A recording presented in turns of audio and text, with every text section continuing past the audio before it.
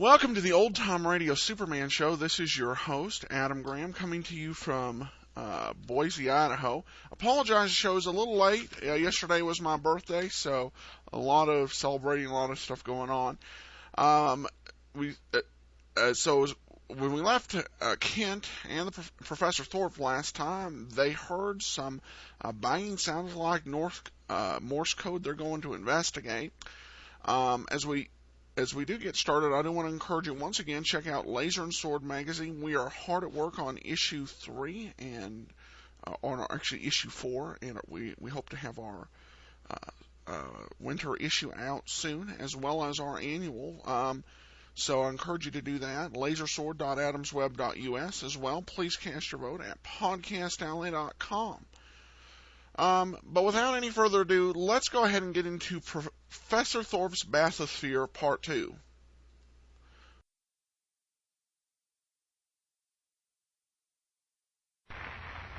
Presenting the transcription feature, Superman. Up in the sky, look! It's a bird! It's a plane! It's Superman! And now, Superman, champion of the weak and the oppressed, valiant fighter for truth and justice. Superman, strange visitor from the planet Krypton, who walks about among men disguised as Clark Kent, mild-mannered news reporter.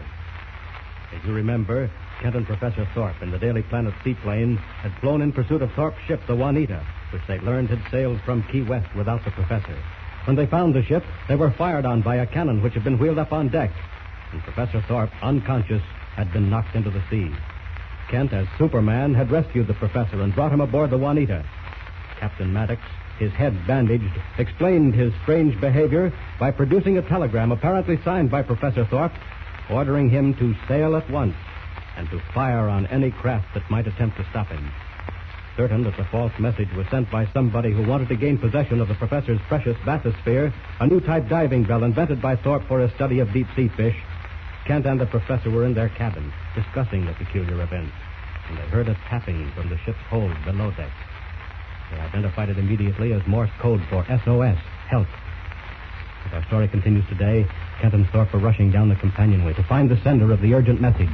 Listen. Kent, this is the most amazing turn of events. Hurry, Professor. No time to talk now. Do you think someone is really being held prisoner in the hold? We'll know pretty soon. Let's hurry. Here we are, below deck. Now, quiet. Listen. Tapping has stopped. Oh, so it has. What do we do? I'll have to look around quietly. If someone is being held prisoner down here, we don't want to let the wrong people know that we're wise yet. No. All right. We'll split up and search the entire hold. Say, what's the matter with you, Kent? What are you listening for? Oh, nothing. Nothing at all, Professor. Go on, you take the forward end. Look among those boxes. And you? I'll look around here. All right, Kent. Call me if you find anything. All right. I almost gave myself away that time. I was listening to something. Heavy, labored breathing. Seemed to be coming from behind that steel partition. Wonder if there's a door there. Yes, there is a steel bulkhead door, but it's locked. No time to bother looking for keys. I'll have to twist it apart.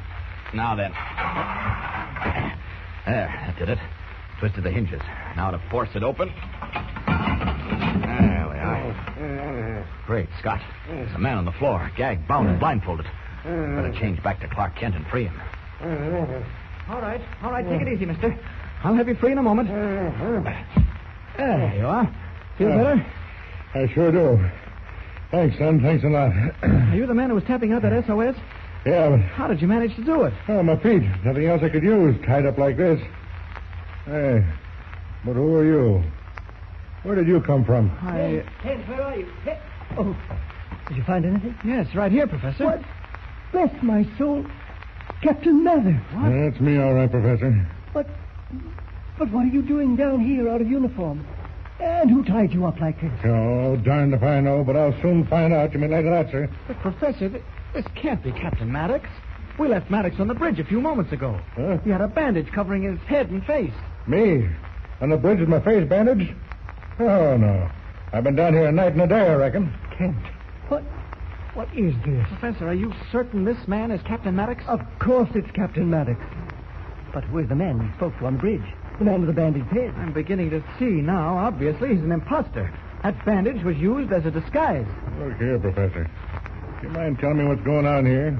And who is this young fella? Captain, this is Clark Kent, a reporter who's making the trip with us. How do you do, Captain? How are you? Well, it's lucky we heard your signal on deck, isn't it? Tell us how you got down here.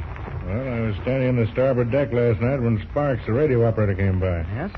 First thing I knew, someone slipped up behind me and cracked me on the head, and everything went black. I came to us down here, dressed up like a hog. Why, the scoundrels, that's mutiny. This job appears to have been very cleverly planned. Go on, Captain. That's all there is to it. Been trying to get free ever since. Now, suppose you tell me your side of the story, young man. Well, it's short but interesting. Captain Maddox, the man on the bridge of this ship has fooled the crew into thinking he's you. What? Just as he fooled us. Well, Well, why would he do that? Who is he? Well, we don't know, but it looks like there's a plot afoot to seize the ship and the professor's bathysphere, Captain. Well, that's piracy, young fellow.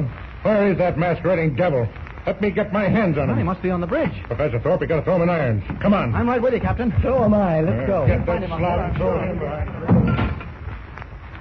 As the three men race up the companionway stairs to the deck, another scene is being enacted in the radio cabin, where Sparks and Wolf Cleland, who has been masquerading as Captain Maddox, are plotting together. Listen. See here, Wolf. What do we do now that the professor and his pals are on board? Only one thing to do. We'll have to get rid of them. Sure, but how? Don't worry. I'll find a way. There's too much money at stake to let go of it now. You bet. But we'll have to work fast. Yeah. They find Maddox down in the hole and tip off the crew as sunk. Say, maybe we ought to radio Escobar. Ask him what to do. He was going to call us, wasn't he? No, he hasn't called yet. I've been at this machine all day and there hasn't even been a chirp out of it.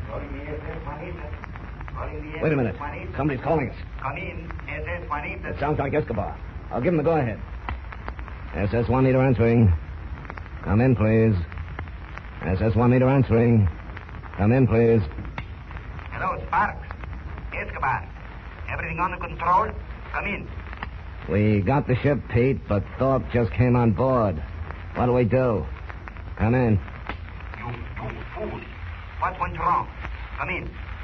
He flew out after us. We took care of his plane, but the guy with him got up on deck. He fell for Wolf's telegram story, but he might get wise later on. Come in. Tell Wolf to put him out of the way. Both of them. Get rid of them for good. That's all for the present.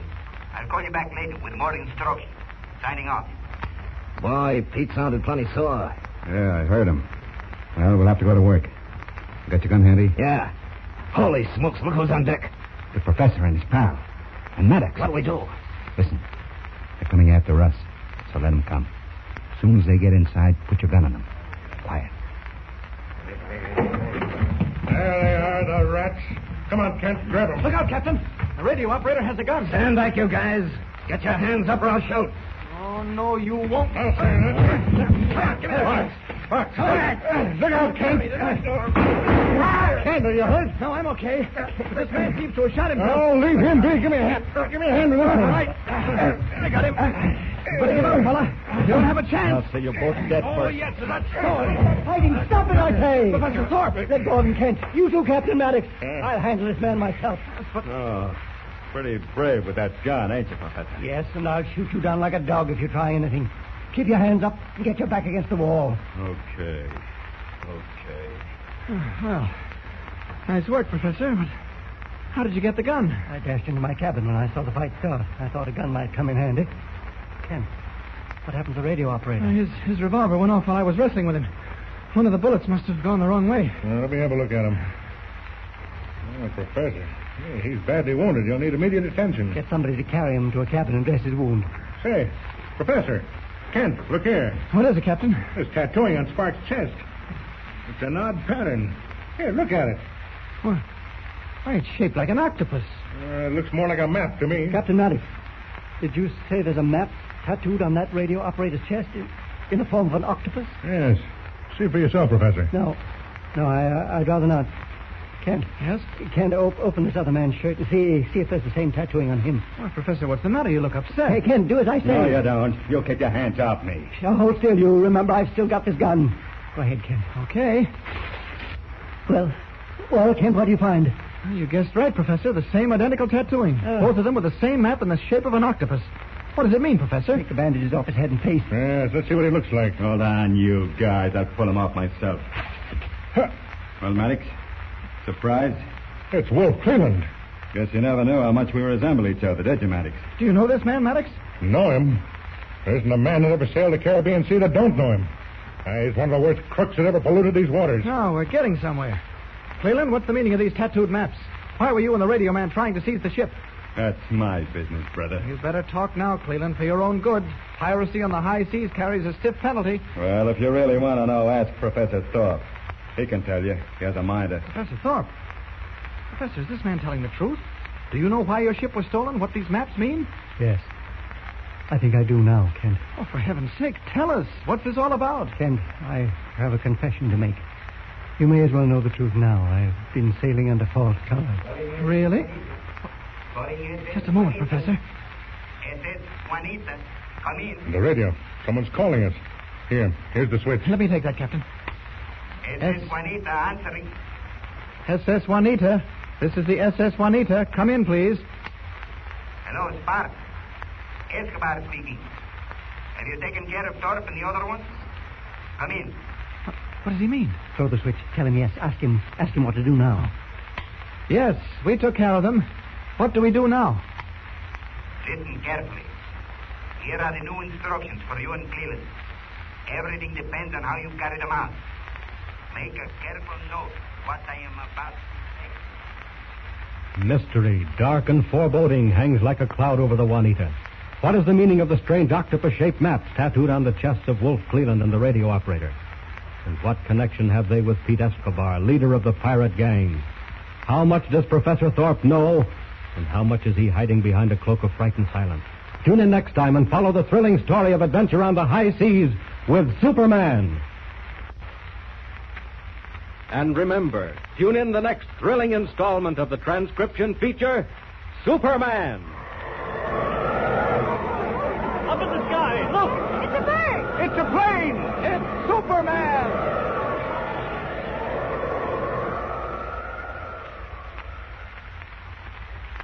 Superman is a copyrighted feature appearing in Action Comics magazine. Welcome back. This is quite an action-packed episode. They squeezed a lot into 12 minutes here. Not a whole lot of boring exposition here, and a really great mystery about what exactly is going on. It's easy to see how this is going to be a 12-parter, so pretty exciting, and I'll look forward to finding out what happens next week. Tune in Wednesday when we will go ahead and upload the next episode. For now, though, I'll thank everybody so much for listening. This is your host, Adam Graham, signing